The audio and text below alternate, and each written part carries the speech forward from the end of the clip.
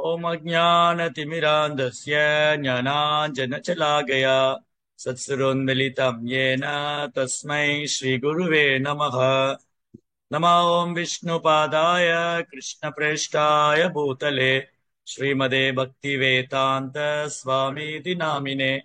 नमस्ते सारस्वती देवे गौरवाणी प्रचारिणे निर्विशेष शून्यवादी पाश्चात्यदेशतारिणे। जय श्री कृष्ण चैतन्य प्रभु नित्यानंदा श्री अद्वैत गदाधर श्रीवासदि गौरभक्त वृंदा। हरे कृष्णा कृष्ण कृष्ण हरे हरे, हरे राम राम राम हरे हरे। ஹரே கிருஷ்ணா. பக்தர்கள் அனைவருக்கும் எல்லாருக்கும் இனிமையான மாலை வணக்கம். இன்றைய பகவத்கீதை சத்சங்க வகுப்புல கலந்துட்டு இருக்கிற எல்லா பக்தர்களுக்கும் என்னுடைய பணிவான நமஸ்காரம். பகவத்கீதை உண்மையுருவில் அத்தியாயம் 17 நம்பிக்கையின் பிரிவுகள். இந்த அத்தியாயத்தோட தலைப்பு நம்பிக்கையின் பிரிவுகள். இன்றைக்கு படிக்கிற ஸ்லோகம் 23 முதல் 28 வரை. சரி. ஓம் தத் சத் இதி நிர்தேஷோ பிராமணஸ்திரிவிதா ஸ்மிருதः பிராமணஸ்தேன வேதைஸ்ய யஜ்ஞாச்ச விகிதா புரா. மொழிபெயர்ப்பு மற்றும் பொருளுரை தெய்வ திரு அபய சரணாரவிந்த பக்தி வேதாந்த சுவாமி ஸ்ரீல பிரபுபாத். ஜெய் ஸ்ரீல பிரபுபாத் கி ஜெய். படைப்பின் ஆரம்பத்திலிருந்தே ஓம் தத் சத் எனும் 3 சொற்கள் பரம பூர்ண உண்மையை குறிப்பிடுவதற்காக உபயோகிக்கப்படுத்தப்பட்டு வருகின்றன. இந்த 3 குறியீட்டு சொற்களும் வேத மந்திரங்களை உச்சரிக்கும் போது யாகங்களின் போதும் பரமனின் திருப்திக்காக பிராமணர்களால் உச்சரிக்கப்பட்டன. ஓம் தத் சத். ஓம், இந்த ஓம் என்ற பிரணவ மந்திரம் இது பகவானுடைய சப்த பிரம்மம். அதாவது பகவான் ஒளி வடிவில் இருக்க. ஓம் என்ற பிரணவம் இருக்கு இல்லையா, ஓம்காரம். ஓம் என்ற பிரணவ மந்திரம் பகவானுடைய சப்த ரூபத்துல, பகவான் ஒளி வடிவுல சப்த வடிவுல இருக்காரு. எந்த மந்திரம் எடுத்துக்கிட்டாலும் ஓம் இல்லாம இருக்காது. ஓம் கணபதியே நமக, ஓம் கார்த்திகேயாய நமக, ஓம் சிவாய நமக, ஓம் சக்தியே நமக, ஓம் விஷ்ணுவே நமக, ஓம் இந்திராய நமக, ஓம் வருணாய நமக. எந்த மந்திரம் சொன்னாலும் அதுல ஓம்கார பிரணவம், ஓம்கிற பிரணவம். இந்த ஓம் என்ற பிரணவ மந்திரம் பகவானை தான் குறிக்குது. ஓம் இங்க 3 வார்த்தை பயன்படுத்தியிருக்காங்க. ஓம் தத் சத். ஓம் என்றால் பிரணவம், பகவானுடைய சப்த ரூபம், பகவான் ஒளி வடிவில், ஓம்காரம் என்ற ஒளி வடிவில் பகவான் இருக்கிறார். தத் அது, சத் உன்னதமானது, நித்தியமானது. அந்த அப்படின்னா என்ன அர்த்தம்? ஓம் தத் சத் அப்படின்னா அந்த பரம சத்தியம், பரம புருஷர், நித்தியமானவர், பரம சத்தியம், அவர்தான் பரம பூர்ண உண்மை. இந்த உண்மை இருக்கு இல்லையா, உண்மை சத்தியம் மாறிக்கிட்டே இருக்கு. இந்த உலகம் இருக்கா? ஆனா இருக்கு, ஆனா நிரந்தரம் இல்லை இல்லையா? இருக்கு ஆனா நிரந்தரம் இல்லை. இந்த உலகம் உண்மையா? ஆமா உண்மை. இந்த உலகம் பொய் அல்ல. மாயாவாதிகள் சொல்லுவாங்க இந்த உலகம் பொய்யானது. மாயாவாதிகள்னா யாரு? மாயாவாதிகள் சொல்றவங்க பகவானை ஏற்றுக்கொள்ளாதவங்க, பகவானுடைய ரூபத்தை ஏற்றுக்கொள்ளாதவங்க, இறைவனை உருவமற்றவர் என்று நினைப்பவர். இறைவன் உருவமற்றவர், அவர் ஒரு அருவமானவர் அப்படின்னு நினைக்கக்கூடிய மாயாவாதிகள் அவங்க என்ன நினைக்கிறாங்க? அந்த பிரம்மம் தான் சத்தியமானது, பிரம்மத்திலிருந்து எல்லாம் வந்தது, பிரம்மத்துல எல்லாம் முடியுது, சல்வம் கலோ இதம் பிரம்மம். இன்னைக்கு வகுப்பு கொஞ்சம் தத்துவார்த்தமா தான் இருக்கும், அதனால கொஞ்சம் கவனமா கேளுங்க. இந்த பிரம்மம் இருக்கு இல்லையா, பிரம்மம்னா நித்தியமானது. பிரம்மம் என்றால் நித்தியமானது, அழிவற்றது, ஆன்மீகமானது. அப்போ இந்த பிரம்மத்திலிருந்து தான் எல்லாம் தொடங்குது. எது? பிரம்மம் என்ற நித்தியமானது. அப்ப பகவான் பிரம்மம் நித்தியமானவர். ஜீவாத்மனா பகவான் தான் நானும் நித்தியமானவன். ஆனா நானும் பகவானும் ஒண்ணு இல்லை. இத மாயாவாதி என்ன நினைக்கிறாங்க? பகவானுடைய உருவ வழிபாட்டை ஏற்றுக்கொள்ளாத, பகவானுடைய உருவத்தை பௌதிகமா நினைக்கக்கூடிய, பகவான் கிருஷ்ணனுடைய உருவத்தை பௌதிகமா நினைக்கக்கூடிய, உருவ வழிபாடை ஏற்றுக்கொள்ளாத மாயாவாதிகள் பகவானுடைய உருவம் பௌதிகமானதுன்னு நினைக்கிறாங்க. கடவுள்னா அவர் உருவமற்றவர் நினைக்கிறாங்க. நான் இந்த உடம்பு எடுத்திருக்கிறேன், நான் இந்த உடலை விட்டுட்டேன்னா நானும் அந்த பிரம்மம் ஒன்னாயிருவேன். அதுக்கப்புறம் நான் வேற, அந்த பிரம்மம் வேற இல்ல. நானும் பிரம்மம், அதுவும் பிரம்மம். அந்த பிரம்மத்திட்டு தான் இந்த பிரம்மம் வந்துச்சு. ரெண்டும் ஒண்ணு. இதுதான் மாயாவாதம். இது ரொம்ப ஆபத்தானது. இறைவனோடு இரண்டரை கலப்பது ஆபத்தானது. அந்த ஒரு முறையை பக்தர்கள் ஏற்றுக்கொள்றது இல்ல. மாயாவாதிகள் என்ன நினைக்கிறாங்க? தன்னுடைய அடையாளத்தை அழிச்சுக்கணும்னு நினைக்கிறாங்க. நான் இந்த பிரம்மன் உணர்ந்துட்டேன். நான் இந்த உடல் எல்லாம் ஆத்மா. இது நான் உணர்ந்துட்டா, நானும் பிரம்மன் உணர்ந்துட்டா, அப்புறம் நானும் அந்த பிரம்மம் ஒன்னாயிருவோம். அப்புறம் அவரு வேறு, நான் வேறு இல்ல அப்படின்னு நினைக்கிறேன். அதனால அந்த பரம உண்மை, அந்த பரம பூர்ண உண்மை மாற்றமற்றது, நித்தியமானது. ஆனா இந்த உலகம் எல்லாம் மாறிக்கிட்டே இருக்கு. இந்த உலகம் மாறுது, நம்முடைய வாழ்க்கை முறை மாறுது, நம்ம வாழ்க்கை மாறுது, பிறப்பு இறப்பு எல்லாம் மாற்றம் உண்டு. ஆனா பகவான் மாற்றமற்றவர், அவர் நித்தியமானவர். அதனாலதான் ஒரு அப்சல்யூட் ட்ரூத். பகவான் அப்சல்யூட் ட்ரூத், பரம சத்தியம். சத்தியம் மாறும், ஆனா பரம சத்தியம் மாறாது. அதனால அந்த பகவான் தான் பரம சத்தியம். அவர்தான் பரம புருஷோத்தமன், அவர்தான் பரம்பொருள், அவர்தான் பரந்தாமன். இதை அர்ஜுனனும் பகவத்கீதை ஒத்துக்கிறார். இது 17ஆம் அத்தியாயம் 10ஆம் அத்தியாயத்துல அர்ஜுனன் சொல்றார், பரம் பிரம்ம பரம் தாம பவித்ரம் பரமம் பவான் புருஷம் சாஸ்வதம் திவ்யம் ஆதி தேவம் அஜம் விபு. கிருஷ்ணா, நீங்க தான் அந்த பரபிரம்மம். நீங்க தான் நித்தியமானவர், மாற்றமற்றவர், அழிவற்றவர். நீங்க தான் உன்னதமான வசிப்பிடம், பரந்தாமம், பவித்ரம், தூய்மையானவற்றெல்லாம் தூய்மையானவர். புருஷர், நீங்க பரம புருஷர். நீங்க ஒரு நபர். கடவுள்னு உருவமற்றவர் கிடையாது, அவர் ஒரு நபர். அவருக்கு புலன்கள் உண்டு, அவருக்கு உருவம் உண்டு, எல்லாம் உண்டு. அவர் தான் உருவமற்றவரோ கிடையாது. அவர் ஒரு கல்லோ மண்ணோ மரமோ சிலையோ அல்ல. அவர் முழுமுதற் கடவுள். சோ அதனால புருஷம் சாஸ்வதம்.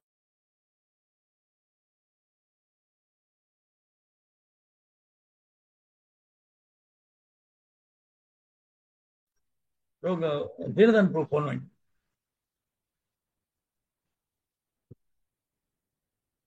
ஹரே கிருஷ்ணா ஹரே கிருஷ்ணா கிருஷ்ண கிருஷ்ணா ஹரே ஹரே, ஹரே ராம் ராம் ராம் ஹரே ஹரே.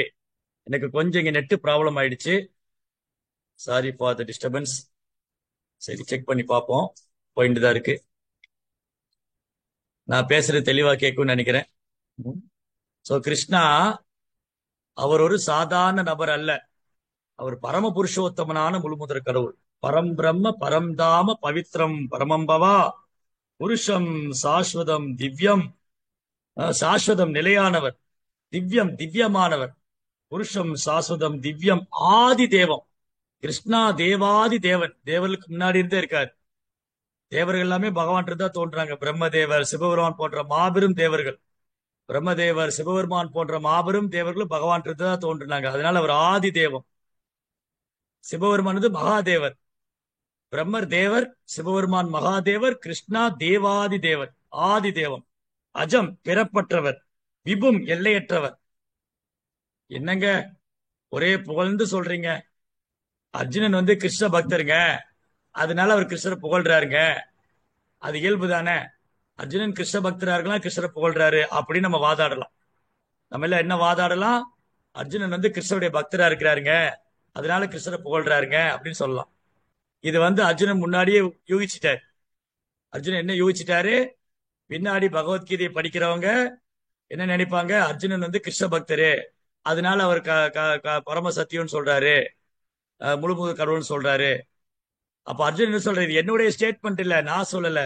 ஆகுஷ்யா ரிஷய சர்வே தேவ ரிஷி நாரதஸ்ததா அசில தேவல வியாசா நாரதா ஸ்வயம் செய்வ பிரவிஷ்டிமே. கிருஷ்ணா, இது நான் சொல்லல.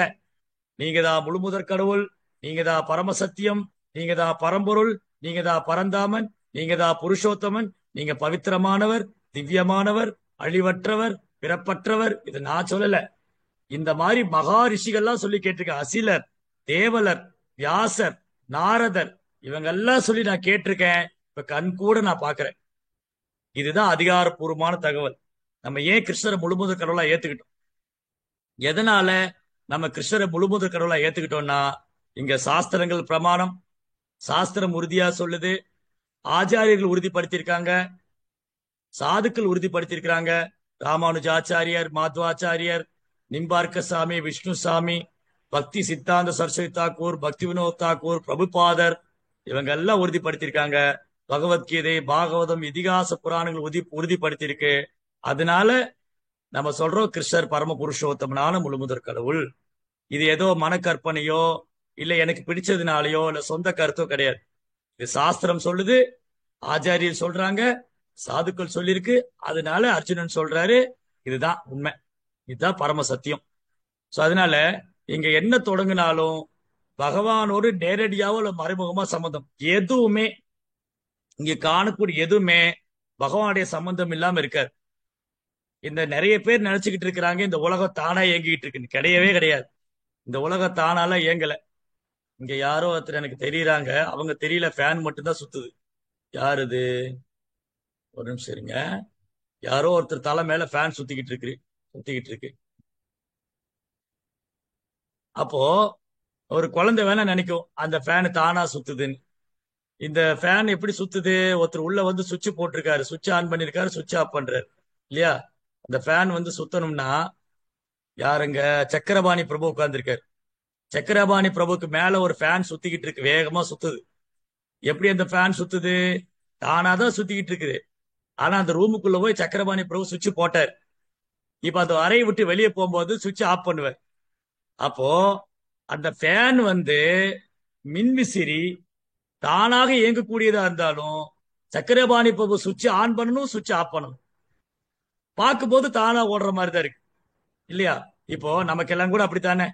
சூரியன் தானா உதிக்கிற மாதிரி இருக்கு, சந்திரன் தானா உதிக்கிற மாதிரி இருக்கு, காற்று தானா வீசுற மாதிரி இருக்கு, மழை தானா பெய்யற மாதிரி, எல்லாம் தானா தான் நடக்கிற மாதிரி இருக்கு. ஆனா அதுக்கு பின்னாடி கிருஷ்ணர் சுவிட்ச் ஆன் பண்றாரு, சுவிட்ச் ஆஃப் பண்றாரு. அவரின்றி ஒரு அணுவும் அசையாது. பகவானுடைய கருணை இல்லாம, அவருடைய சம்பந்தம் இல்லாம, அவருடைய அனுமதி இல்லாம இங்க ஒரு அணு கூட அசைய முடியாது. அவருக்கு பயந்துதான், பகவானுக்கு பயந்துதான் சூரியன் உதிக்குது, காற்று வீசுது, மழை பெய்யுது இல்லையா? சோ அதனால அவரின்றி ஒரு அணுவும் அசையாது. இங்க நிறைய பேர் நினைச்சுக்கிட்டு இருக்கிறாங்க, அது குறிப்பா இந்த காலத்துல, கலியுகத்துல, நவீன காலத்துல நவீன விஞ்ஞானத்தை நம்புறவங்களுக்கு கடவுள் மேல நம்பிக்கை இல்லை. அது இயற்கைங்க, இயற்கை தானா இயங்குதுங்க. எப்படிங்க தானா இயங்கும்? இந்த ஃபேன் எப்படிங்க தானா ஓடும்? ஒருத்தர் சுவிட்ச் போட்டாதாங்க ஓடும் இல்லையா? அப்போ இந்த மின்விசிறி என்பது பௌதிக சக்தி, சக்கரபாணி என்பவர் ஆன்மீக சக்தி. சக்கரபாணி பிரபுடைய உடம்புல ஆத்மா இருக்கு போய் தான் இயங்குது. சக்கரபாணி பிரபுடைய உடம்புல ஆத்மா இல்ல, அவர் ஒரு சவர் மாதிரி தான் உட்கார்ந்துருப்பார்.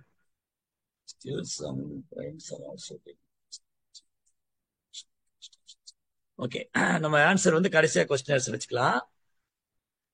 சோ என்னன்னா, சக்கரபாணி பிரபு என்பவர் ஆன்மீகமானவர். அவர் இந்த உடம்பு இல்ல, அவர் உடல் ஆத்மா இருக்கு. ஆத்மா இருக்கு போய் தான் அவர் இயங்குறார்.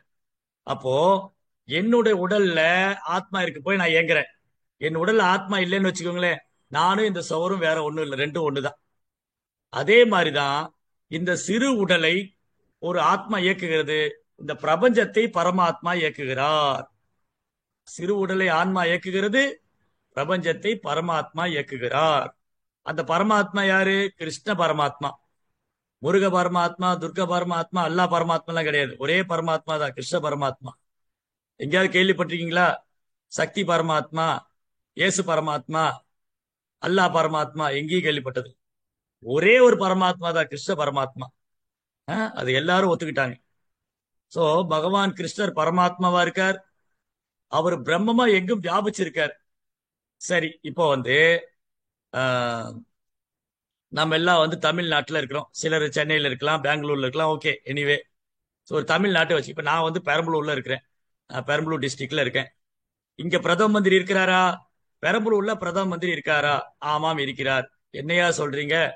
பிரதம மந்திரி டெல்லியில இருக்கிறாரு, ஆனா ஒரு ஆளுமை இங்க இருக்கிறது. பிரதம மந்திரி டெல்லியில இருக்கிறாரு, அவர் ஆளுமை பெரம்பலூர்ல இருக்கு. பிரதம மந்திரியோட ஆளுமையில தான் இருக்கு, அவருடைய ஆட்சி கீழ தான் இருக்கு. அதே போலதான் பகவான் கோலோக விருந்தாவனத்துல நித்தியமா லீலை பண்றாரு, அவருடைய சக்தி எங்கும் வியாபிச்சிருக்கு இல்லையா? டெல்லியில உட்காந்துட்டு பிரதம மந்திரி கையெழுத்து போடுறாரு, பெரம்பலூர்ல பாலம் கட்டுங்க, ரோடு போடுங்க, இந்த டிராபிக்கை கண்ட்ரோல் பண்ணுங்க அப்படின்னு அங்க இருந்து கையெழுத்து போடுறாரு. அப்ப அவர் எங்கேயோ உட்கார்ந்துட்டு ஒரு இறைவனால் படைக்கப்பட்ட, பகவானால் படைக்கப்பட்ட ஒரு சாதாரண மனிதன் ஒரு கையெழுத்துக்கு இவ்வளவு வேல்யூ இருக்கும்போது இவங்களை எல்லாத்தையும் படைத்த இறைவனுக்கு எவ்வளவு சக்தி இருக்கும் இல்லையா? இப்ப அவர் இங்க இருக்காரா? இருக்காரு, ஆனா இல்ல. அவர் டெல்லியில இருக்கிறாரு, ஆனா பெரம்பலூர்ல இருக்காரு. எப்படி சாத்தியம்? அவர் டெல்லியில இருக்கிறாரு, தன் ஆளுமை, அவருடைய சக்தி பெரம்பலூர்ல இருக்கு. அவருடைய ஆளுமை கீழ். அதே மாதிரிதான் பகவான் எங்கும் வியாபிச்சிருக்கார். தன் சக்தி, பிரம்மங்கிற சக்தி, பிரம்மங்கிற தன் தோன்றா உருவத்துல பகவான் எங்கும் வியாபிச்சிருக்கார். அவர் ஆன்மீக குலத்துல நித்தியமா நிலை பன்னெண்டு இருக்கார். அவருக்கு ரெண்டு உண்டு. அவருக்கு அருவும் உண்டு, உருவம் உண்டு. அவர் அருவமாவும் செயல்பட முடியும், உருவமாவும் செயல்பட முடியும் இல்லையா? ஒரு சாதாரண மனிதனுடைய ஆளுமை, ஒரு சாதாரண மனிதனுடைய ஆளுமை நாடு முழுவதும் பரவி இருக்கும் போது, ஏன் இறைவனுடைய ஆளுமை உலகம் முழுவதும், பிரபஞ்சம் முழுவதும் பரவி இருக்காது இல்லையா? இந்த மாதிரி லாஜிக்கான கேள்வி கூட இன்னைக்கு நாத்திகர்களால பதில் சொல்ல முடியாது. ஏன்னா அவங்க பேசுறது உண்மையான பகுத்தறிவே இல்லை. அவங்க பேசுறதெல்லாம் கடவுள் மறுப்பு கொள்கை தான். அது பகுத்தறிவு கிடையாது. பகுத்தறிவு என்றால் என்ன? உடல்னா என்ன, ஆத்மானா என்ன, பரமாத்மா யாரு, இந்த பிரபஞ்சம், இதுதான் பகுத்தறிவு. இதை போய் கேளுங்க, அவங்களுக்கு ஒண்ணும் தெரியாது. வேற எல்லாம தான் பேசுவாங்க. சரி, அது வேற டாபிக். அப்போ என்னங்க, கிருஷ்ணர் தான் பரம சத்தியம். ஓம் தத் சத். ஓம் அந்த பரம்பொருள், சத் அது நித்தியமானது, அழிவற்றது, ஆன்மீகமானது. சரி, அடுத்த ஸ்லோகம். எல்லா யாகத்திலையும் இந்த நாமத்தை தான் உச்சரிப்பாங்க பிராமணர்கள்லாம். ஒரு யாகம் நிறைவடையும் போது ஹரிஹி ஓம் தத் சத் அப்படி சொல்லிதான் முடிப்பாங்க. 24. Thank you bro. தஸ்மாதோ மித்யுதாகிருத்ய யஜ்ஞதானத்தபக்ரியः பிரவர்த்தந்தே விதானோக்தः சததம் பிரம்மவாதினாம். சரி, எனவே பரமனை அடைவதற்காக சாஸ்திர விதிகளின்படி யாகம், தானம், தவம் ஆகியவற்றை மேற்கொள்ளும் ஆன்மீகவாதிகள் அவற்றை ஓம் என்பதுடன் துவங்குகின்றனர். எந்த ஒரு விஷயமும் நீங்க வீட்டுல கூட பாருங்க, பூஜை மண்டல ஓம்னு எழுதியிருப்பாங்க. வீட்டுல எழுதக்கூடிய நோட்டுல, சொல்லக்கூடிய ஸ்லோகத்துல, ஏதாவது தானம் கொடுக்கும் போது ஹரி ஓம், ஹரி ஓம் அப்படின்னு சொல்லுவாங்க.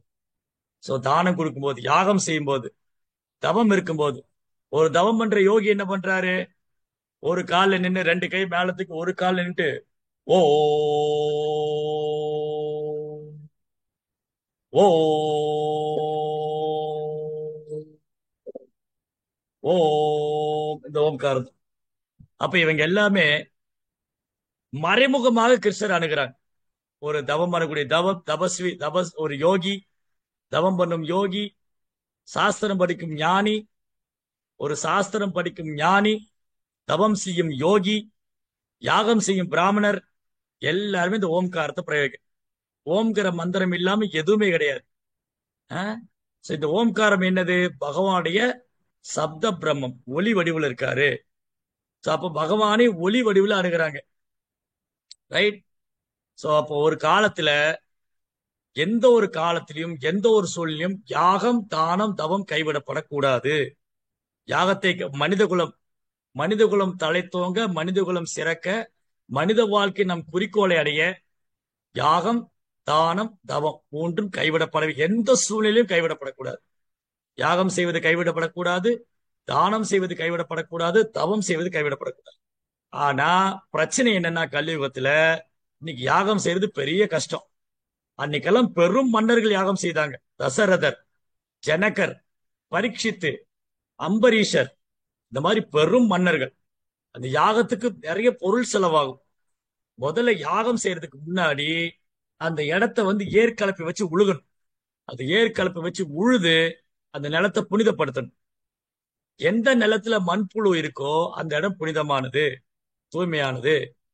ஆனா இன்னைக்கு நிலத்தை தோண்டுனா பிளாஸ்டிக் குப்பை, பாலித்தீன் பைய, அப்புறம் உடைஞ்சு போன கண்ணாடி துண்டு, வேஸ்ட் ஜாமான் தான் கிடைக்கும்.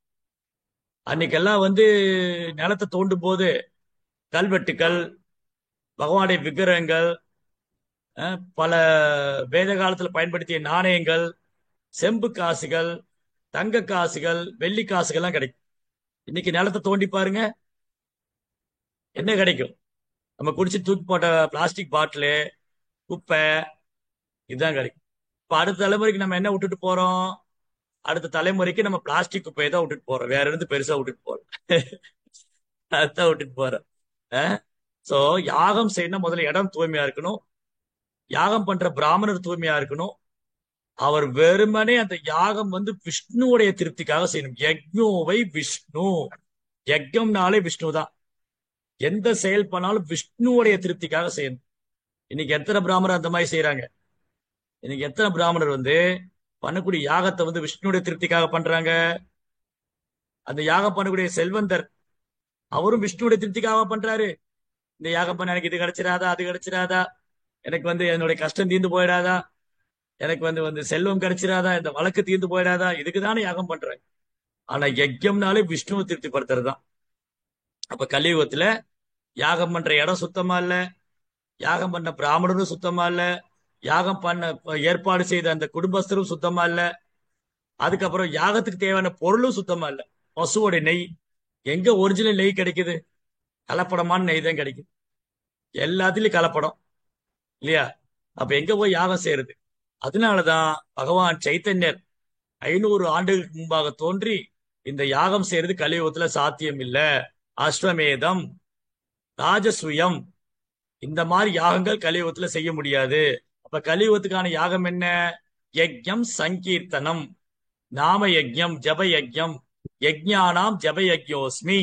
நான் யாகத்திலேயே சிறந்த புனித நாம ஜபமாயிருக்கின்றேன். ஹரே கிருஷ்ணா ஹரே கிருஷ்ணா கிருஷ்ண கிருஷ்ணா ஹரே ஹரே, ஹரே ராம ஹரே ராம ராம ராம ஹரே ஹரே. இதுதான் இந்த யுகத்துக்கான யஜ்யம், சங்கீர்த்தன யஜ்யம். பிரபுபாதர் நிறைய கோயில்களை நாம சங்கீர்த்தனம் பண்ணியே திறந்திருக்காரு. ஏன்னா இதை விட ஒரு சிறந்த யாகம் கிடையாது கலியுகத்துல. பகவான் நாமத்தை பாடுவதும் ஜபிப்பதும் தவிர சிறந்த யாகம் கிடையாது. யஜ்ஞானாம் ஜப யஜ்யோஸ்மி, நான் யாகங்களே புனித நாமமா இருக்கிறேன்னு பகவான் சொல்லியிருக்கு. அடுத்தது தானம், தானம் கொடுக்கிறது. இன்னைக்கு நிறைய தானம் பண்றவங்க எல்லாம் இருக்காங்க, நிறைய புண்ணியவான்கள்லாம் இருக்காங்க.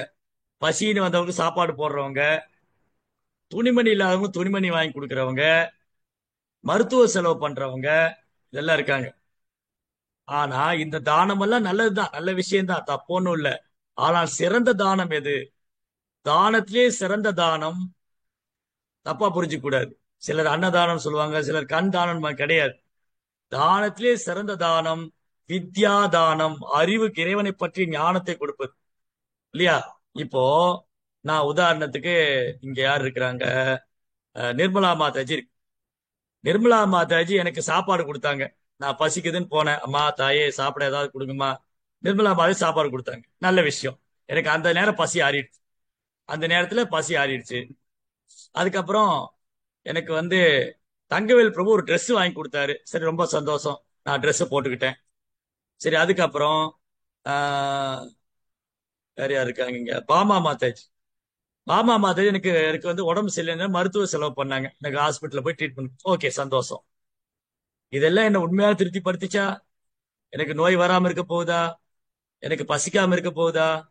எனக்கு துணிமணியில மாறாம இருக்க போகுதா? இதெல்லாம் தற்காலிகமா என் தேவையை பூர்த்தி பண்ணாங்க, தற்காலிகமான தேவை. ஆனா ஜெயா மாதாஜி என்ன பண்ணாங்க? எனக்கு ஒரு பகவத்கீதையை கொடுத்தாங்க. பிரபு, இதை படிங்க, முதல்ல நீங்க அந்த உடம்புல ஆத்மான்னு தெரிஞ்சுக்கங்க. நீங்க மட்டும் தான் கஷ்டப்படுறீங்கன்னு நினைக்காதீங்க. ஐயோ, நான் சாப்பாடு இல்லாம கஷ்டப்படுறேன், துணி இல்லாம, இதெல்லாம் தற்காலிகமான கஷ்டம் தான். நிரந்தரமான கஷ்டத்தை நீங்க மறந்து போயிட்டீங்க. நிரந்தரமான கஷ்டம் என்னது? ஜென்ம மிருத்து ஜெராவியாதி துக்கதோஷானு தர்சனம். பிறப்பு இறப்பு முதுமை நோயில கஷ்டப்படுறோம் நம்ம, அதுல இருந்து விடுபடணும். நீங்க பகவான் நாமத்தை சொல்லுங்க. ஹரே கிருஷ்ணா ஹரே கிருஷ்ணா கிருஷ்ண கிருஷ்ணா ஹரே ஹரே, ஹரே ராமா ஹரே ராமா ராம ராமா ஹரே ஹரேன்னு எனக்கு நாமத்தை சொல்லி கொடுத்தாங்க. என் கையில பகவத்கீதை கொடுத்து, புரோபார் புத்தகத்தை கொடுத்து நாமத்தை சொல்லி கொடுத்தாங்க இல்லையா? இதுதான் சிறந்த தானம், இது ஆத்மாவுக்கு செய்த நன்மை.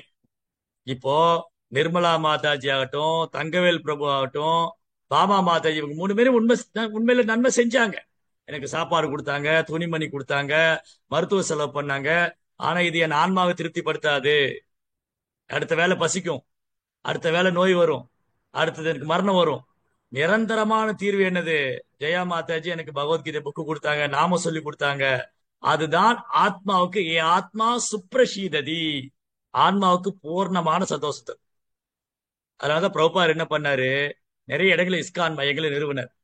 உலகம் முழுதும் இஸ்கான் மையங்களை நிறுவி அங்க வரக்கூடியவங்களுக்கு பசி ஆத்துறாரு, யார் வந்தாலும் பிரசாதம் கொடுக்கிறாரு. கரெக்டா? பிரசாதம் கொடுக்குறாரு. யார் வேணாலும் கோயில்ல வந்து ப்ரோக்ராம் அட்டன் பண்ணலாம், பிரசாதம் சாப்பிடலாம், கிருஷ்ணரை பத்தி கேட்கலாம், கிருஷ்ண நாமத்தை பாடலாம். இதுதான் பரோ தர்மம். அப்போ தானத்திலே சிறந்தது வித்யாதானம். தானத்தில் சிறந்தது வித்யாதானம். பகவத்கீதை கொடுக்கணும், பாகவதம் கொடுக்கணும், கிருஷ்ணரை பற்றி அறிவு கொடுக்கணும். இல்லையா? பிரபுபார் வந்து ரெண்டு உதாரணம் கொடுத்தார்.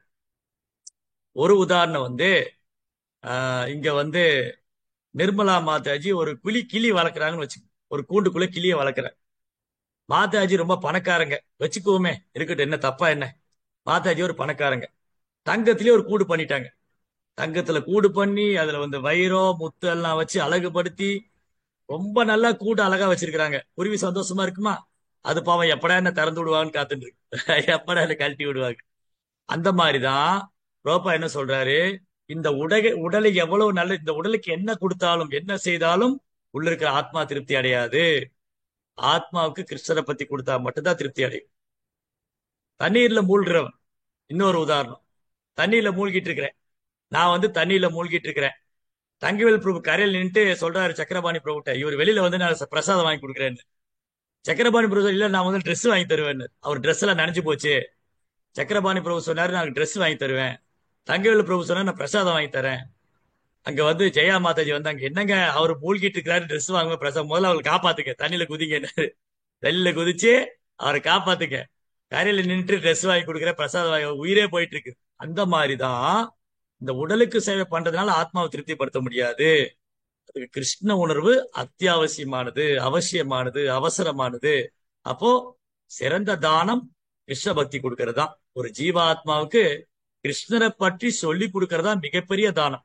அப்ப கிருஷ்ணர்கிட்ட வந்துட்டு அவங்களுக்கு பிரசாதம் கிடைக்கும், அப்புறம் பகவானை பத்தி கேட்கலாம், பாடலாம், எல்லா ஆனந்தம் தான். அதாவது சத்சங்கம்னாலே ஆனந்தம் தான், பகவத் சங்கம்னாலே ஆனந்தம் தான். பிரசாதம் வயிறார பிரசாதம் கொடுத்துருவாங்க. கிருஷ்ணரை பத்தி கேட்கவும் செய்யலாம், காதுக்கும் மருந்து விருந்து, வயிற்றுக்கும் விருந்து, நாவுக்கு எல்லாத்துக்குமே விருந்து தான். கிருஷ்ண பக்தினாலே விருந்து தான். அடுத்து தவம். எங்கீங்க தவம் பண்றது? அந்த காலத்துல எல்லாம் காட்டுல போய் தவம் பண்ணாங்க. இன்னைக்கு காட்டுக்கா போக முடியுது? காடை பூரா பிளாட்டு போட்டு வித்துட்டு இருக்காங்க. எங்க காட்டுக்கு போறது? ஒரு காடு இல்ல. மலையை பூரா உடைச்சு கிரஷர் ஆக்கிட்ட, கிரஷர் வச்சு மலையை பூரா உடைச்சு உடைச்சு ரோடு போடுறான். பாலத்துக்கு மேல பாலம், பாலத்துக்கு கீழே பாலம், தண்ணிக்குள்ள ஓடுற ட்ரெயின், புல்லட் ட்ரெயின், பறக்கும் ட்ரெயின், எங்கெல்லாம் பறந்து வாழ்க்கை பூரா பறந்துகிட்டே இருக்காங்க.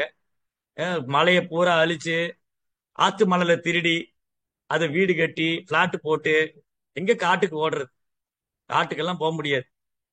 சரி, வீட்டுலதான் இருக்கலாமா? வீட்லயும் இருக்க முடியல. என்னதான் இப்ப எப்படிதான் அப்ப கலியுகத்துல தப வாழ்க்கை ரொம்ப கஷ்டம். அதனாலதான் பிரபுபா சொன்னாரு, ரொம்ப எளிமையா வீட்டுல கிருஷ்ண பக்தி பண்ணுங்க, அதுவே பெருந்தவம் தான். இன்னைக்கு வீட்டுல அதிகாலையில 4:30 மணிக்கு எந்திரிச்சா அது பெரிய தவம். 4:30 மணிக்கு எந்திரிச்சு குளிச்சுட்டா அதை விட பெரிய தவம். அது வேற சிலர் கேட்பாங்க, என்னங்க 4:30 மணிக்கு குளிப்பீங்களா நீங்க? எப்படிங்க குளிக்கிறது? நாங்கெல்லாம் வந்து காலையில எந்திரிச்சு 6 மணிக்கு எந்திரிச்சு சைக்கிள்காரன்ட்ட பால்காரன்ட்ட பாலை வாங்கி அங்க பக்கத்துல இருக்கிற மாதாஜி கிட்ட எல்லாம் பேசி, அதுக்கப்புறம் வீட்டுக்குள்ள வந்து அந்த பாலை காய்ச்சி குழந்தைகளுக்கு எல்லாம் ஸ்கூலுக்கு அனுப்பிச்சிட்டு சமையல பண்ணி ஸ்கூலுக்கு அனுப்பிச்சு வீட்டு வேலையெல்லாம் பண்ணி அப்புறம் ஒரு 12:30 மணிக்கு குளிப்பேங்க. அதுவும் சிலப்ப குளிப்போம், சிலப்ப மாடி குளிக்க மாட்டோம். அது எங்களுடைய சுதந்திரத்தை பொறுத்து இருக்கு. கலியுகம் இப்படி ஆயிடுச்சு. கலியுகத்துல குளிக்கிறதுக்கே கஷ்டம். அதனால பிரச்சனை இன்னொன்னு, தண்ணி வேற கிடைக்க மாட்டேங்குது. இன்னைக்கு கொஞ்ச நாள்ல தண்ணி பிரச்சனை வந்து எல்லாம் குடத்தை தூக்கிட்டு போவாங்க சென்னையில. இங்க கிடைக்குமா அங்க கிடைக்குமா? அதனால கலியுகத்துல தவ வாழ்க்கை ரொம்ப கஷ்டம். ஆனா எளிமையான தவம் என்னது? ஏகாதசி விரதம் இருப்பது, அப்புறம் அதிகாலை எழுந்திருப்பது, சத்சங்கத்துக்கு தவறாம வந்து கலந்துக்கிறது, பகவத்கீதை படிக்கிறது, இதெல்லாம் சின்ன சின்ன தவங்கள். இந்த தவம் வந்து செஞ்சிட்டாலும் இது பெரிய தவம் தான். கலியுகத்துல சேர்ந்து இருந்தாலே தவம் தான். கணவன் மனைவி சேர்ந்து இருந்தாலே தவ வாழ்க்கை தான் வாழ்றாங்கன்னு அர்த்தம். கலியுகத்துல கணவன் மனைவி சேர்ந்து இருந்தாலே தவ வாழ்க்கை தான். சத்சங்கத்துக்கு வந்துட்டா தப வாழ்க்கை. நாமத்தை ரெகுலரா ஜெபிச்சா இதெல்லாம் தப வாழ்க்கை. மற்ற தவங்களை நம்மளால பண்ண முடியாது. ஒரு காலில் நிக்கிறது, தலைகுப்புற நிக்கிறதெல்லாம் நம்மளால முடியாது. காட்டுக்கு போறது, இதெல்லாம் சாத்தியமே இல்லை. அப்போ பகவத்கீதையில பகவான் சொல்றாரு, இது 17ஆம் அத்தியாயம் 9ஆம் அத்தியாயத்திலே சொல்லிட்டார். 9ஆம் அத்தியாயத்துல, எத் கரோசி எஜஸ்நாசி எச்சுகோசி ததாசியத் எத் தபஸ்யசி கௌந்தேயா தத் குருஸ்ம தர்ப்பணம். அர்ஜுனா, நீ எதையெல்லாம் படைக்கின்றாயோ, எதையெல்லாம் உண்கின்றாயோ, எதையெல்லாம் கொடுக்கின்றாயோ, எந்த தவங்களை எல்லாம் புரிகின்றாயோ அது எனக்கு அர்ப்பணம் செய்து விடுவாயாக. சர்வம் கிருஷ்ணார்ப்பணம். அப்போ வீட்டுல சமையல் பண்ணிட்டு அது ஒரு துளசி போட்டு பகவான் பண்ணி வச்சு கிருஷ்ணா இது உங்களுக்கு அர்ப்பணிக்கிறேன். அது தவம்.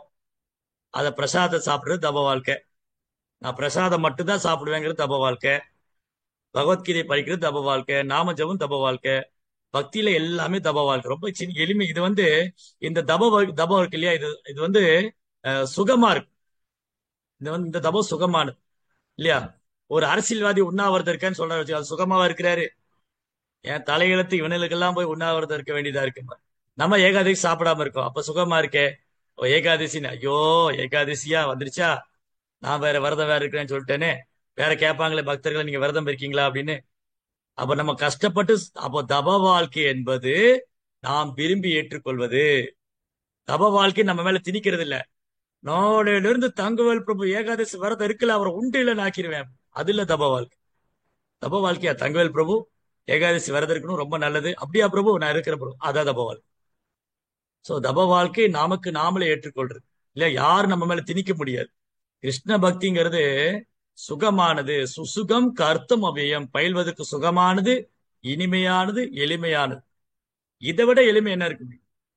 ரோபா சொல்றாரு, is there any yoga system simply eating and dancing?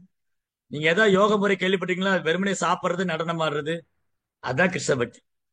Krishna பக்தி அப்பேற்பட்ட யோகம். நல்லா பிரசாதம் சாப்பிடலாம், நல்லா டான்ஸ் ஆடலாம், நாம ஜபிக்கலாம், கீர்த்தனம் பாடலாம், நல்ல வயிறார பிரசாதம் சாப்பிடலாம். அது தப வாழ்க்கை. அப்போ ஒரு காலத்தை கொண்டும் ஒரு சூழ்நிலையிலும் இது கைவிடப்படக்கூடாது. ஹரே கிருஷ்ணா நாம ஜெபம் பண்றது, பக்தர்களுக்கு கிருஷ்ண பக்தி சொல்லிக் கொடுக்கிறது, பிரபுபாத் புத்தகம், பிரபுபாத் புத்தகத்தை தானம் செய்வது, கிருஷ்ண பக்தியை கற்றுக் கொடுக்கிறது, கிருஷ்ண பக்தி பயிற்சி பண்றது, பகவான் நாமத்தை ஜபிக்கிறது, பகவான் நாமத்தை ஜபிக்கணும், மற்றவங்க சொல்லி தரணும். அப்புறம் எளிமையான முறையில நம்மளால என்ன தவம் பண்ண முடியும் பண்ணணும். இந்த மூணும் எக்காரணத்தை கொண்டு கைவிடப்படக்கூடாது.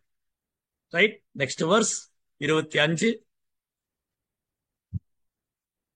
25. தத்யனபி சந்தாய பலம் யஜ்ஞத்தபக்ரியः தான கிரியா ச விவிதः கிரியந்தே மோக்ஷ காங்க்ஷிபிஹி. பலனை எதிர்பார்க்காமல் பல்வேறு வகையான யாகம், தவம் மற்றும் தானத்தினை தத் எனும் சப்தத்துடன் மேற்கொள்ள வேண்டும். அத்தகைய உன்னத செயல்களின் நோக்கம் பௌதிக பந்தத்தில் விடுபடுவதாகும். பாத்தீங்களா? தத் தத் அதுனா அது தத். ஓம் தத் சத், அதுதான் உண்மை, அதுதான் நித்தியம். என்னது? பகவான் தான் நித்தியம். பகவான். அப்ப நீங்க எதுக்கு பண்ணீங்க? நான் யாகம் பண்ணது, தவம் செஞ்சது, தானம் பண்ணது எல்லாம் பகவானை திருப்திப்படுத்துறதுக்காக. ஆனா நம்ம என்ன பண்ணிடுறோம்? நம்ம திருப்தி அடையணும்னு நினைக்கிறோம். நோ. நாம யாகம் செய்யறதோ, தானம் செய்யறதோ, தவம் செய்யறதோ நம்ம புலன் திருப்தி நாம் புலன்பு அனுபவிக்கிறதுக்காகவோ அல்லது வேற ஏதாவது பௌதிக நோக்கத்துக்காகவோ அல்ல. நான் இந்த தானம் பண்ணா எனக்கு இந்த பலன் கிடைக்கும், இவ்வளவு பேருக்கு அன்னதானம் பண்ணா எனக்கு அன்னைக்கு ஜோசியர்கிட்ட போனேன், எறும்புக்கு சாப்பாடு கொடுங்கன்னு சொன்னாரு, ஜோசியர்கிட்ட போனேன் எறும்புக்கு சாப்பாடு கொடுன்னு சொன்னாரு, அது புண்ணியம்னு சொன்னாரு. அப்புறம் அமாவாசைக்கு பசுவுக்கு அகத்திக்கரை கொடுன்னு சொன்னாரு. அப்ப இதெல்லாம் பலனை எதிர்பார்த்து செய்யக்கூடியது. இது பண்ண எனக்கு இந்த பலன் கிடைக்கும், இது பண்ண இந்த பலன், அது உண்மை அல்ல. பகவானை திருப்தி செய்யணும். பகவான் திருப்தி அடைஞ்சாருன்னா எல்லாருமே திருப்தி அடைஞ்சிடும். யஸ்மின் துஷ்டே ஜெகத் துஷ்டம். கிருஷ்ணா திருப்தி அடைஞ்சா எல்லாரும் திருப்தி. அதனால இந்த யாகம், தவம், தானத்தோட நோக்கம் கிருஷ்ணரை திருப்திப்படுத்துறது தான். நீங்க எதுக்குங்க ஹரே கிருஷ்ணா மந்திர ஜெபம் பண்ணி யாரா கேட்கறாங்க, நீங்க எதுக்கு ஹரே கிருஷ்ணா மந்திர ஜெபம் பண்றீங்க? நம்ம உடனே சொல்லிடுவோம், நான் பிறப்பிறப்பு விடுபட்டுருவேன், நான் முக்தி அடைஞ்சிருவேன், நான் பிறவா நிலை அடைஞ்சிருவேன். இதெல்லாம் கரெக்ட் தான். ஆனா உண்மை என்னன்னா, நான் இந்த ஹரே கிருஷ்ணா மந்திரம் சொல்லி பகவானை திருப்திப்படுத்தணும். ஓ பகவானே கிருஷ்ணா, ஓ ராதா, என்ன உங்க சேவையில் ஈடுபடுத்துங்க, என்னை எப்போ உங்க சேவையில் ஈடுபடுத்துங்க. அப்போ இது எதுக்காக?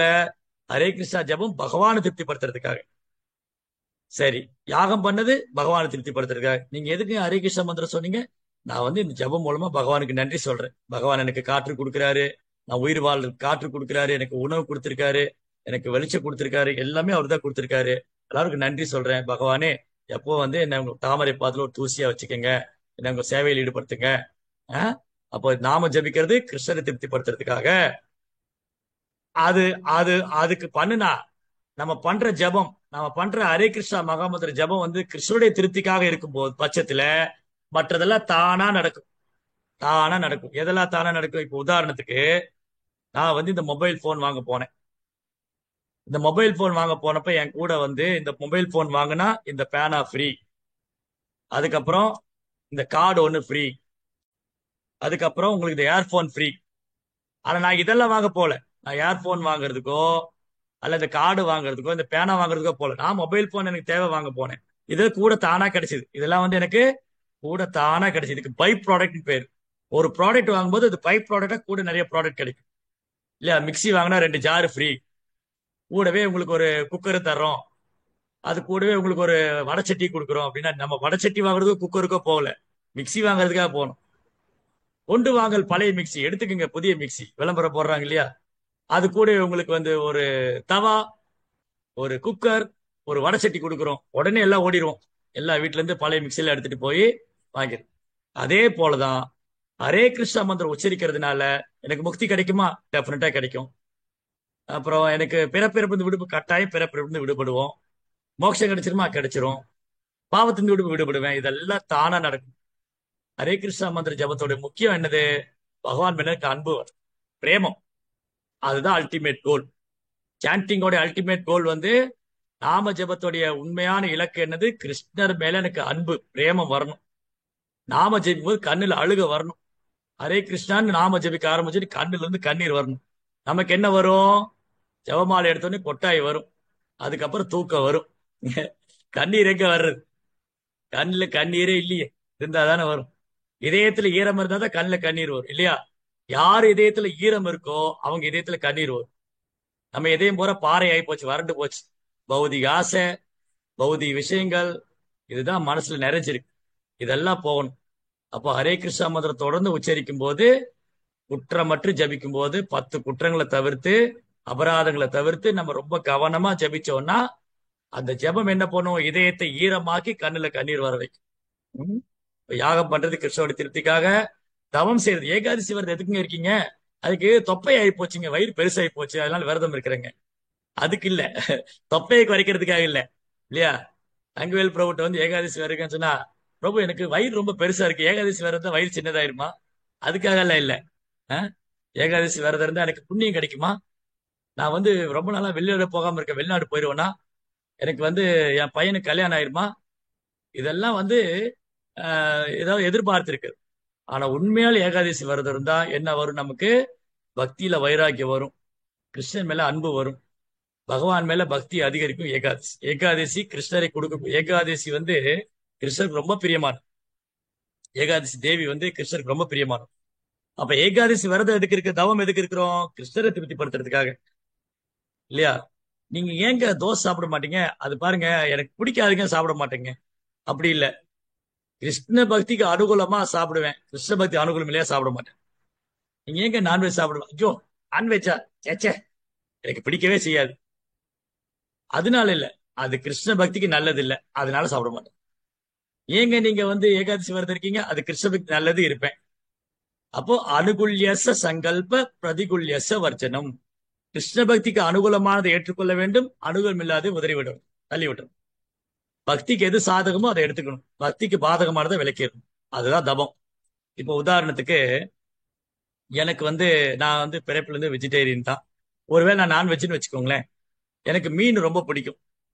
ஒருவேளை நான் நான்வெஜ்ஜா இருந்தா எனக்கு மீன் ரொம்ப பிடிக்கும். ஆனா கிருஷ்ண பக்திக்கு வந்த உடனே சொல்லிட்டாங்க நீங்க மீன் சாப்பிடக்கூடாதுன்னு. உடனே நான் நிப்பாட்டிட்டேன். அப்ப அது தப வாழ்க்கை. ஏன்னா கிருஷ்ணருக்கு உகந்தது அல்லையே. கிருஷ்ணர் என்ன கேட்டாரு? பத்திரம் புஷ்பம் பழம் தோயம்.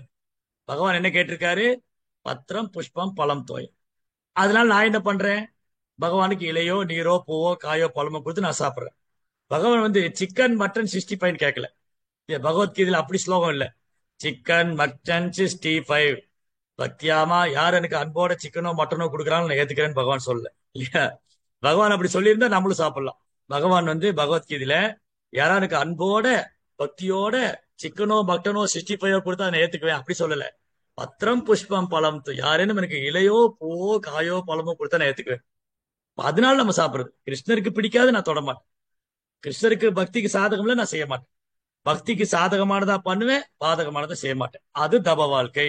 எனக்கு பிடிக்கும், எனக்கு பிடிக்கும், ஆனா அதை தொட மாட்டேன். ஏன்னா அது கிருஷ்ண பக்திக்கு நல்லது இல்லை, இல்லையா? இங்க சிலருக்கு வந்து சின்ன வெங்காயம் சாப்பிட ரொம்ப பிடிச்சிருக்கலாம், ஆனா கிருஷ்ண பக்தி நல்லது இல்லை, அப்போ விட்டாச்சு. இல்ல இல்லைங்க, எனக்கு பூண்டு ஊறுகாய் ரொம்ப பிடிக்குங்க, ஆனா கிருஷ்ண பக்தி வந்து நான் சாப்பிடுறது இல்லைங்க, அப்போ அது தப வாழ்க்கை. எனக்கு பிடிச்சிருக்கு, ஆனா பக்திக்கு நல்லது இல்லை, அதை விட்டுட்டேன், அப்போ தப வாழ்க்கை.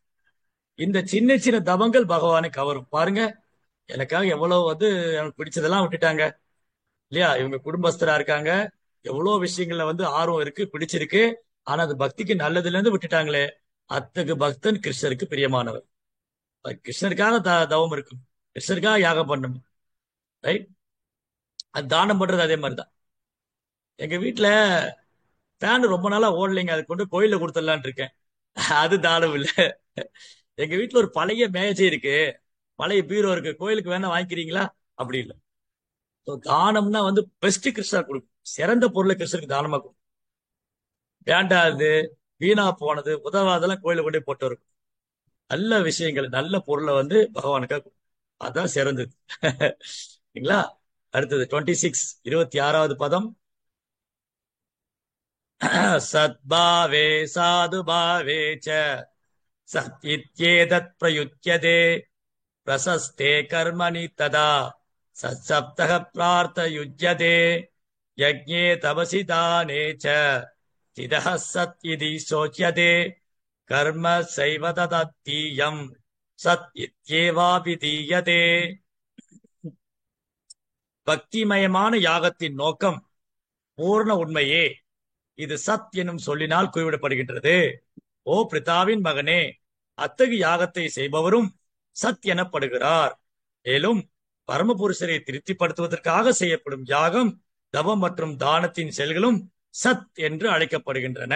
பாத்தீங்களா, பகவானே சொல்லிட்டார். நம்ம இவ்வளவு நேரம் என்ன பேசணுமோ அது இந்த ஸ்லோகத்திலேயே சொல்லிட்டார். சத்து, சத்து அசத்து, ரெண்டு வார்த்தை. ஒண்ணு ஒண்ணு சத், இன்னொன்னு அசத். சத்து அசத்து. சமஸ்கிருதத்துல ஒரு வார்த்தைக்கு முன்னாடி ஆ போட்டீங்கன்னா அது பொருள் எதிர்மறை ஆயிடும். தமிழ்ல கூட அப்படிதான். தர்மம் அதர்மம், தர்மம் அதர்மம், இப்படி சொல்றோம் இல்லையா? இது தர்மம், தர்மத்துக்கு எதிரானது அதர்மம். அதே மாதிரிதான் சத்து அப்படின்னா உண்மை, அசத்துனா உண்மை இல்லை. அப்ப இங்க என்னது? சத்பாவே சத்பாவே சாது பாவேச்ச. அப்போ பக்தி மையமா வச்சு, பக்தி நோக்கமா வச்சு செய்யக்கூடிய செயல் எல்லாமே சத்து. இப்ப ஏன் இது சத் சங்கம்? இது வந்து ஆட்டோ ஓட்டுநர் சங்கம் இல்ல, நிறைய சங்கம் இருக்கு. ஆட்டோ ஓட்டுநர் சங்கம், அரசியல்வாதிகள் சங்கம், சினிமா நடிகர் சங்கம், பாரம் தூக்குறவர் சங்கம், இந்த மாதிரி நிறைய சங்கம். ஆனா இது வந்து சத் சங்கம். ஏன் இது சத் சங்கம்? இது பகவானோடு சம்பந்தப்பட்டிருக்கு. இங்க பகவத்கீதை பேசப்படுது, இங்க வந்து நம்ம அரசியல்வாதி பத்தியோ சினிமா நடிகரையோ பேசல. அப்ப இது சத் சங்கம். எந்த இடத்துல பகவானை பற்றி பேசப்படுதோ, எங்க பக்தி தொண்டை பத்தி பேசப்படுதோ அது சத் சங்கம். சத் உண்மையான விஷயம். ஆத்மாவை பற்றி, ஆத்மாவை பற்றி, பரமாத்மா பற்றி பேசக்கூடிய விஷயங்கள் சத் சங்கம். ஆன்மீகமான விஷயங்கள் பேச சத் சங்கம். அவர்தான். யாரு சத்குரு? யாரு கிருஷ்ண பக்தி சொல்லிக் கொடுக்குறா அவர்தான் சத்குரு. சத்துனா உண்மை, உண்மையை சொல்லிக் கொடுக்கறதா சத்குரு. என்ன உண்மை? கிருஷ்ணர் தான் பரம புருஷோத்தனால முழுமுதற் கடவுள், பகவானுக்கு சேவை பண்ணுங்க அப்படி நேரடியா கிருஷ்ணரே கிருஷ்ணரா உள்ளவார் யார் சொல்றாரோ அவர் தான் சத்குரு. அதான் சத் சங்கம். அப்புறம் ஓ பிதாவின் மைந்தனே, அத்தகைய யாகத்தை செய்பவர் சத் என்று. அப்ப யாரெல்லாம் சத் சங்கத்துல வர அவங்கள சத்வதர்கள், சாத்வதர்கள், பக்தர்கள், சத்து. அப்போ ஆத்மா சத்து, பக்தி சத்து, பகவான் சத்து, இதெல்லாம் சத் உண்மை. பகவான் பரம உண்மை, பகவானின் அம்சம் நானும் நித்தியமானவன், பக்தி தொண்டு நித்தியமானவன், சத்து. சரி, அது மாற்றமில்லை, உண்மை, பரம உண்மை. ஓ பிரிதாவின் மகனே, அத்தை யாகத்தை செய்பவரும் சத் எனப்படுகிறார். இப்ப யார் ஒருத்தர் ஹரே கிருஷ்ணா மந்திர ஜெபம் பண்றாரோ, யாரு கிருஷ்ண பக்தி பயிர், அவர் சத் சங்கம், சத் சங்கத்துல இருக்க. சரி, அப்புறம் பரமபுருஷரை திருப்திப்படுத்துவதற்காக செய்யப்படும் யாகம், தானம் மற்றும் தானம் செயல்களும் சத்து. அப்ப புரிஞ்சுதா? பகவான் ஆன்மீகமானவர், நித்தியமானவர். ஜீவாத்மா நாமளும் ஆன்மீகமானவர், நித்தியமானவங்க. பக்தி தொண்டும் ஆன்மீகமானது நித்தியமானது. இது மூணுமே உண்மை. கிருஷ்ணரும் உண்மை, பரமசத்தியம், அவருக்கு பண்ணக்கூடிய செயல்களும் உண்மை, ஜீவாத்மா நானும் உண்மை. இது எதுவும் பொய் இல்லை, இதெல்லாம் உண்மை, நித்தியம். இதை தவிர மற்றதெல்லாம் தற்காலிகமானது. இந்த ஜட உலகம் தற்காலிகமானது, தேவர்கள் தற்காலிகமானவங்க, தேவர் கொடுக்கிற வரமும் தற்காலிகமானது, நம்ம மனித வாழ்க்கையும் தற்காலிகமானது. இதெல்லாம் அசத்து, உண்மை இல்லாது. எப்போ மாறும், மாறிண்டே இருக்கு. பட் ஆனா பகவான் பக்தி தொண்டு என்னைக்குமே மாறாது, நித்தியமா இருக்கு. Last verse 28. அஷ்டத்யாஹுதம் தத்தம் சபஸ்தப்தம் கிருதம் சயத் அசத் இத்யுச்யதே பார்த்த நசதத் பிரேத்ய நோயிக. ஓ பிரிதாவின் மைந்தனே, பரமனின் மீது நம்பிக்கையின்றி செய்யப்படும் யாகங்களும் தவங்களும் தானங்களும் நிலையற்றவை, அசத் என்று அழைக்கப்படும் இவை இப்பிறவியில் மட்டுமின்றி அடுத்த பிறவிலும் பயனற்றவையே. சொல்லிட்டாரா? பகவானே சொல்லிட்டார். நான் ஒன்றும் சொல்லல, அவர் சொன்னது திரும்ப சொல்றேன். என்னது? பகவான் மீது நம்பிக்கை இல்லாம செய்யப்படும் யாகங்கள், கிருஷ்ணர் மேல நம்பிக்கை இல்லாம என்ன பண்ணாலும் அது யாகமோ தானமோ தவமோ நிலை இல்ல, அது அசத்து. அது இந்த பிரிவிலையும் நன்மை தராது, அடுத்த பிரிவுக்கு பயன் இல்லை. அப்ப செய்யக்கூடிய செயலை நம்பிக்கையோட செய்யணும். அதான் இந்த அத்தியாயத்தின் நம்பிக்கையின் பிரிவு. அப்ப நம்பிக்கை என்னது? நம்பிக்கைனா வலுவாத மாறாத உறுதி. அதான் உறுதியான நம்பிக்கை. விசுவாசம், விசுவாசம் கிருஷ்ணருக்காக செய்யணும். அப்போ கிருஷ்ணருக்காக எந்த செயல் பண்ணாலும் அது விசுவாசம். சோ நம்பிக்கை இல்லாம பண்றது, நம்பிக்கை இல்லாம பண்றது இந்த பிரிவிலையும் பயன் இருக்காது, அடுத்த பிரிவிலையும் பயன் இருக்கு. இப்போ ஹரே கிருஷ்ணா மந்திரம் ஜெபம் பண்ண சொன்ன நம்ம எல்லாரும் ஹரே கிருஷ்ணா ஜெபம் பண்ணணும். அது நம்பிக்கை இல்லாம பண்ணா பிரயோஜனம் இல்லை. ஓகே, இந்த மந்திரம் ஹரே கிருஷ்ணா மகா மந்திரம், இது கிருஷ்ண பக்தி கொடுக்கும், நம்மளை அறியாமலிருந்து விடுவிக்கும், பாவத்து, இதெல்லாம் சாஸ்திரத்துல சொல்லியிருக்கு. சாஸ்திரம் சொல்லியிருக்கு, சாதுக்கள் சொல்றாங்க, ஆச்சாரியர் சொல்றாங்க, நம்ம பண்றேன். எனக்கு நம்பிக்கை. ஏதோ சொன்னாங்கங்க, ஹரே கிருஷ்ணா மந்திரம் சொன்ன, நானும் ஹரே கிருஷ்ணா ஹரே கிருஷ்ணாங்கிற, எனக்கு என்னதான் நடந்துச்சு, எனக்கு என்ன, நானும் இப்ப கஷ்டப்பட்டுட்டு தான் இருக்கேன். இது நம்பிக்கை இல்லாம சொல்ல. சம்சய ஆத்மா வினஷ்யதிங்கிறார் பகவான். நம்பிக்கை இல்லாத ஆத்மா அழிந்து விடுவார். சந்தேகமே படக்கூடாது. அசம்சயக நசம்சயக மாசுச்சக, கிருஷ்ணா திரும்ப திரும்ப சொல்றாரு பகவத்கீதையில. பயப்படாதீங்க, சந்தேகப்படாதீங்க, ஐயப்படாதீங்க, இதை செய்யுங்க அப்படின்னு திரும்ப திரும்ப திரும்ப கிருஷ்ணர் சொல்றாரு. கவலைப்பட வேண்டாம், பயப்பட வேண்டாம், நம்பிக்கை இழக்க வேண்டாம், சந்தேகப்பட வேண்டாம். ஏன்னா இந்த பாதை தெளிவானது, பாதை தெளிவானது, பாதையை காண்பிக்கும் ஆச்சாரியரும் தெளிவானவர், எல்லாமே கிளியரா இருக்கு. பகவத்கீதை தெளிவா பகவானே சொல்லியிருக்காரு. அந்த பகவத்கீதைக்கு ஒரு சுத்த பக்தர் பிரபுபார் விளக்கம் கொடுத்திருக்காரு. இதை விட தெளிவான பாதை கிடையாது. அதுல கண்ணை மூடிட்டு போலாம், நம்பிக்கை கண்ணை மூடிட்டு உள்ள போலாம், எந்த சந்தேகம் வேண்டாம். நான் கிருஷ்ணர்கிட்ட போவேனா போகமாட்டேனா, எனக்கு பக்தி கிடைக்குமா கிடைக்காதா, நான் சிறந்த பக்தி, எந்த டவுட், வித்தவுட் டவுட், சந்தேகமே பட வேண்டாம், கண்ணை மூடிட்டு போலாம் இல்லையா? இப்போ இன்னொரு உதாரணம் எப்படின்னா, அப்பா கீழே நிப்பார், குழந்தை ஒரு செவுத்து மேல வச்சிருக்காரு. இப்போ உதாரணத்துக்கு தங்கவேல் பிரபு தாத்தா ஆயிருப்பாருன்னு நினைக்கிறேன், நம்புறேன். தங்கவேல் பிரபு தாத்தா ஆயிட்டாருன்னு வச்சுக்கோமே. அவருக்கு ஒரு பேர குழந்தை இருக்கு. அந்த பேர குழந்தைய ஒரு மேஜை மேல நிறுத்தி வச்சுட்டு ஒரு சேர்ல உட்காந்துருக்காரு. தங்கவேல் பிரபு கையை காமிக்கிறார். இந்த குழந்தை நம்புமா, என் தாத்தா என்ன விட்டுருவாரா, பிடிச்சுக்குவாரா? சந்தேகமே இல்லை. தாத்தா கையை காமிச்சு குழந்தை தாவிர தாத்தா மேல. ஏன்னா என் தாத்தா கை விட மாட்டாரு, என்னை கீழே விட்டுற மாட்டாரு இல்லையா? அந்த குழந்தைக்கு தாத்தா மேல வலுவாத நம்பிக்கை, மாறாத நம்பிக்கை, தைரியமா குதிக்கும், மேல இருந்து தைரியமா குதிக்கும், என் தாத்தா விட்டுற மாட்டாரு. அந்த நம்பிக்கை நம்ம கிருஷ்ணர் மேல இருக்கணும். கிருஷ்ணரை கிருஷ்ணர் முன்னாடி போய் ரெண்டு கையை தூக்கிடணும். கிருஷ்ணா, எனக்கு உங்களை தவிர வேற கதி இல்லை, நீங்க தான் எல்லாமே. ஓ ஆபத் பாண்டவா, அநாத ரட்சகா, உன்னை தவிர எனக்கு வேற அடைக்கலமே இல்லை. ரெண்டு கையை தூக்கிடணும் பகவான் முன்னாடி. அதனால எப்படி ஒரு தந்தை ஒரு தாத்தா அவங்களுடைய பேர குழந்தையோ மகனோ தைரியமா அவங்க மேல குதிப்பாங்களோ, அவங்க முன்னாடி கை காமிச்ச உடனே, அந்த மாதிரி நம்ம கண்ணை மூடிட்டு கிருஷ்ண பக்தி பண்ணலாம். அந்த வலுவாத நம்பிக்கை நமக்கு இருக்கணும். நீங்க இந்த கதையெல்லாம் கூட கேட்டிருப்பீங்க, நிறைய சத்சங்கத்துல சொல்லியிருப்பாங்க. நான் ஒரு ஒன் லைன்ல சொல்லி முடிக்கிறேன், டைம் ஆயிடுச்சு. இந்த கதையில நீங்க நிறைய தடவை கேட்டிருப்பீங்க இல்லையா? ஒரு தடவை நாரத முனிவர் பூகோளத்துக்கு வந்தாரு. நாரத முனிவர் பூலோகத்துல வந்தப்போ ரெண்டு பேரை சந்திச்சார். ஒருத்தர் செருப்பு தைக்கிற சாதாரண தொழிலாளி, இன்னொருத்தர் ஒரு பெரிய பண்டிதர், சாஸ்திரம் எல்லாம் படிச்சவர். ரெண்டு பேரும் ஒரே கேள்வி கேட்டாங்க. நாங்க இந்த உலகத்துல ரொம்ப கஷ்டப்பட்டிருக்கோம், எப்போ பகவான் திரும்ப போக போறோம்? நீங்க நெக்ஸ்ட் டைம் பகவானை பார்த்தா சொல்றீங்களா?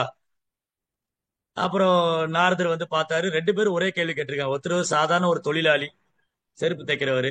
இன்னொருத்தர் பெரும் பண்டிதர், வேதங்கள்லாம் படிச்சவர். இவரு வந்து பகவான்கிட்ட சொன்னார் நாரதர், பகவானே ரெண்டு பேரும் ஒரே கேள்வி கேட்டிருக்காங்க. நாரதுக்கு ரொம்ப ஆர்வம், யார் முதல்ல வர போறாங்க?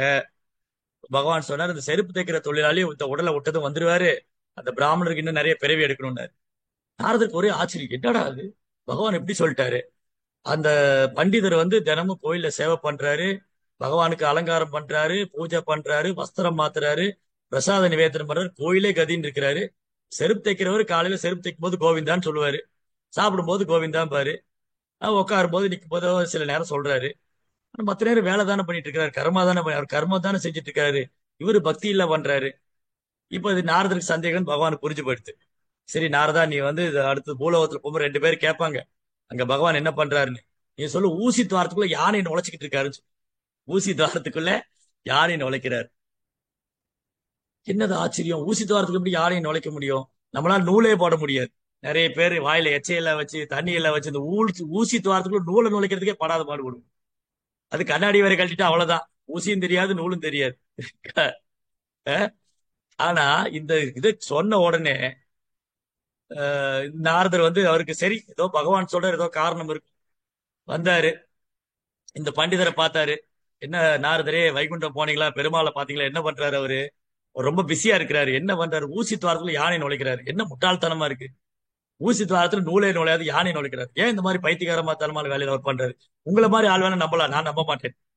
உங்களை மாதிரி ஆள் வேணா அதை நம்பலாம், நான் நம்ப மாட்டேன். கோவம் வந்துருச்சு அவரு. அந்த பண்டிதர் கோவம் வந்து, ஏன் இந்த மாதிரி வேலையில அவர் பண்ணிட்டு இருக்காரு? சரி, வெளியில வந்தாரு. அந்த செருப்பு தைக்கிறவர் இருந்தாரு. அவர் கேட்டாரு, நீங்க பகவானை பாத்தீங்களா, வைகுண்டத்துல என்ன பண்றாரு? அவர் வந்து ஊசி துவாரத்துக்குள்ள யானையை உழைச்சிட்டு இருக்கிறாரு. அவர் சொன்னாரு, என்ன அற்புதம், என்ன அதிசயம், என்னப்பா நீ நம்புறியா இத? ஏன் நம்பல? நான் பாருங்க, இந்த பெரிய ஆலமரத்துக்கு அடியில உட்கார்ந்து தான் செருப்பு தைக்கிறேன். இந்த ஆலமரம் முதல்ல பகவான் ஒரு சின்ன விதை போட்டாரா, அந்த ஒரு விதைக்குள்ள இவ்வளவு பெரிய மரத்தை நிறுத்தினவரு, ஒரு சிறு விதையில இவ்வளவு பெரிய மரத்தை நிறுத்தின பகவானால ஏன் ஊசி துவாரத்துக்குள்ள யானை நுழைக்க முடியாது? அவர் நினைச்சா என்னனாலும் பண்ண முடியாது.